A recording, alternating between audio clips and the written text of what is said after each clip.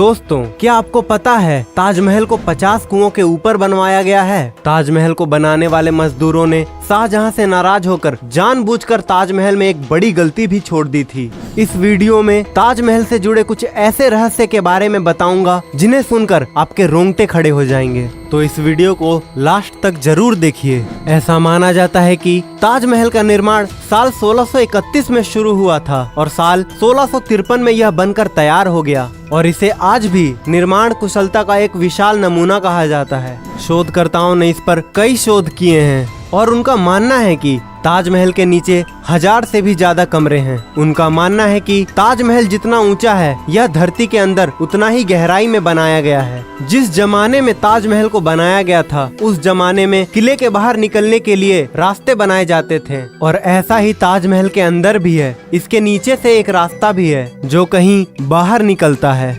लेकिन ताजमहल के रहस्यमयी तहखानों की तरह उस रास्ते को शाहजहां के समय ही बंद करवा दिया गया। आपको यह जानकर जरूर हैरानी होगी कि ताजमहल का रंग भी बदलता है। दिन के अलग अलग पहर के हिसाब से ताजमहल भी अपना रंग बदलता है। सुबह देखने पर ताज गुलाबी दिखता है, शाम को सफेद दिखता है और चांदनी रात में सुनहरा दिखता है। ऐसा सफेद मार्बल पर सूरज और चांद की रोशनी पड़ने के कारण होता है। ऐसा कहा जाता है कि ताजमहल के निर्माण के वक्त भूत और जिन्न इसकी नींव नहीं रखने देते थे। वे बार बार इसे ध्वस्त कर देते थे और कारीगरों को डराकर भगा देते थे। ऐसे में शाहजहां ने भूत और जिन्न को वहां से भगाने के लिए हिम्मामू की राय ली। हिम्मामू ने शाहजहां को अरब के बुखारा सर के पीर हरजत अहमद बुखारी को बुलाने का सुझाव दिया था। तब बादशाह के बुलाने पर पीर अपने चारों भाइयों और सैकड़ों सहायकों के साथ आगरा आए। चारों पीर बंधुओं ने आगरा के ताजमहल के न्यू परिसर में पहुंचकर कुरान के कलमे पढ़े थे। इसके बाद शाहजहां के हाथों नींव रखवाकर ताजमहल को बनवाने का काम शुरू करवा दिया गया। इन 4 पीर बंधुओं की मजार ताजमहल के चारों तरफ बनी हुई है। माना जाता है कि जब तक यह मजार है यहाँ पर तब तक ताजमहल को कुछ नहीं हो सकता है। साल 1934 में दिल्ली के एक निवासी ने दीवार पर एक छेद के जरिए ताजमहल के तहखाने में जो कमरे थे उन्हें झांक कर देखा था। उस आदमी ने देखा कि वो कमरा अस्तंभों से बना एक बड़ा हॉल था और वो स्तंभ हिंदू देवी देवताओं की मूर्तियों से भरा पड़ा था। उस आदमी के अनुसार कमरे में रोशनदानियां भी बनी हुई थीं, जो आमतौर पर बड़े हिंदू मंदिरों में देखने को मिलती है। उन रोशनदानियों को संगमरमर के पत्थर से ढका गया था, जिसे देखकर लगता है कि किसी ने हिंदू मूल को छिपाने का पूरा प्रयास किया था। वहाँ के स्थानीय लोगों का मानना है कि ताजमहल एक हिंदू मंदिर था जो तेजो महाल्या के नाम से प्रसिद्ध था। बाद में इसे ताजमहल का रूप दिया गया, परंतु सच्चाई क्या है यह कोई नहीं जानता। भारतीय पुरातत्व सर्वेक्षण ने 22 कमरों को इसलिए बंद रखा है ताकि इस कमरे में छिपी सच्चाई के चलते भविष्य में कोई दंगे ना हो। सबसे मजेदार बात तो यह है कि कुतुब मीनार नाम इमारत को, जिसको हम सबसे ऊंची इमारत मानते हैं, ताजमहल उससे भी ऊंचा है। कुतुब मीनार को देश की सबसे ऊंची इमारत कहा जाता है, लेकिन इसकी ऊंचाई ताजमहल के सामने छोटी पड़ जाती है।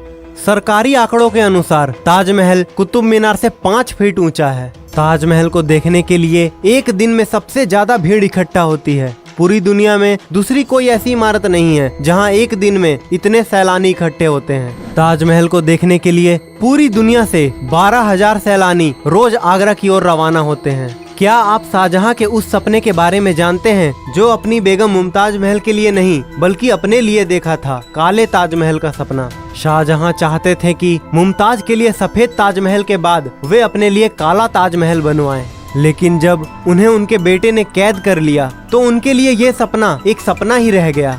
यदि ताजमहल की मीनारों पर गौर किया जाए तो आप देखेंगे कि चारों मीनारें सीधी खड़ी ना होकर एक दूसरे की ओर झुकी हुई है। इमारतों का यह झुका हुआ निर्माण बिजली और भूकंप के दौरान मुख्य गुंबद के ऊपर न गिरने के लिए किया गया है। कुछ लोग कहते हैं कि चारों मीनारें गुंबद को झुककर सलाम कर रही हैं। कहा जाता है कि जिन मजदूरों ने ताजमहल को बनाया था शाहजहां ने उनके हाथ कटवा दिए थे, लेकिन इतिहास में वापस लौटा जाए तो ताजमहल के बाद भी कई इमारतों को बनवाने में उन लोगों ने अपना योगदान दिया था जिन्होंने ताजमहल बनवाया था। उस्ताद अहमद लाहौरी उस पल का हिस्सा थे जिन्होंने ताजमहल जैसी भव्य इमारत का निर्माण किया था। उस्ताद अहमद लाहौरी की देखरेख में ही ताजमहल का निर्माण शुरू हुआ था। कहा जाता है कि ताजमहल शाहजहां ने नहीं बल्कि समुद्रगुप्त ने बनवाया था। जिस जगह पर हम आज की तारीख में ताजमहल जैसी भव्य इमारत को देखते हैं, वहाँ पहले शिव मंदिर था जिसका नाम तेजो महाल्या था, और उसकी छत पर टपकने वाली पानी शिव जी के शिवलिंग पर बूंद बूंद कर टपकता था। इसके पीछे की कहानी यह भी है कि जब शाहजहां ने सभी मजदूरों के हाथ काट दिए जाने की घोषणा की थी ताकि वो कोई भी ऐसी इमारत ना बना दे, तो मजदूर ने छत पर एक छेद छोड़ दिया था ताकि शाहजहां का सपना पूरा न हो सके।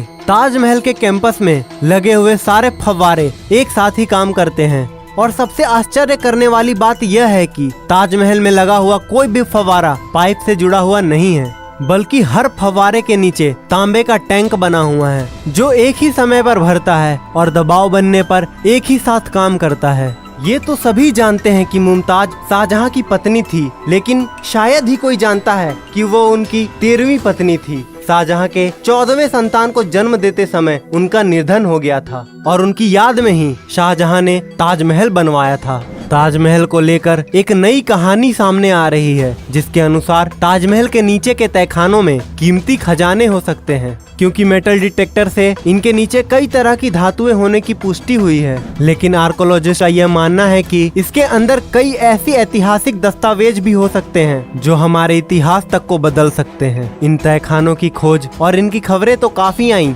लेकिन कभी इन्हें खोला नहीं जा सका। इनमें से कई दरवाजे तो खोले गए, लेकिन बाद में उन्हें बंद कर दिया गया। उम्मीद है आपको यह जानकारी अच्छी लगी होगी। अगर हाँ, तो इस वीडियो को खुद तक सीमित ना रखें, शेयर करें अपने दोस्तों और रिश्तेदारों के साथ जोड़ने के लिए इस रोमांचक सफर पर। मिलेंगे एक नई रोचक जानकारी के साथ अगली वीडियो में।